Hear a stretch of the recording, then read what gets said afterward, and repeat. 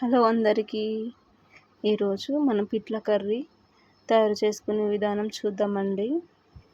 ఇది మా తెలంగాణలో ఎక్కువ చేసుకుంటారు. ఇంట్లో కూరలు ఏమి లేనప్పుడు ఈజీగా తయారు చేసుకోవచ్చండి. ముందుగా ఒక కడాయి పెట్టుకొని అందులో ఆయిల్ వేసుకొని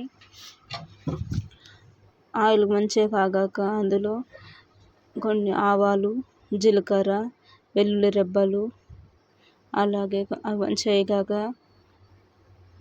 ఎండుమిర్చి, కొత్తిమీర, కరివేపాకు అవి మంచిగా ఎర్రగా అయినాక కొన్ని ఆనియన్స్ యాడ్ చేయాలండి. ఆనియన్స్ కూడా బాగా వేగాక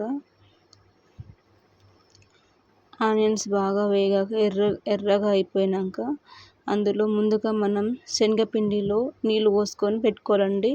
శనగపిండిలో నీళ్ళు పోసుకొని పెట్టుకోవడం వలన అది మనకు ఉండలు కట్టకుండా ఉంటుందండి. ఇవి బాగా వేగాక శనగపిండి మిశ్రమాన్ని అందులో వేసేసి అందులో పసుపు యాడ్ కొంచెం మిస్ అయిందండి. మీరు ఉల్లిగడ్డలు వేగినప్పుడే పసుపు యాడ్ చేసుకోవాలండి. కొంచెం శనగపిండి వేసాక కొంచెం వాటర్ వేసుకొని పల్చగా కలుపుకోవాలండి. కొంచెం ఉడికినాక మనం దింపేయడమే. చాలా టేస్ట్గా ఉంటుందండి. కొత్తిమీర కూడా యాడ్ చేసుకోండి. కొంచెం మరిగించండి, చాలా టేస్ట్గా ఉంటుంది. ప్లీజ్ నా ఛానల్ సబ్స్క్రైబ్ చేసుకోండి.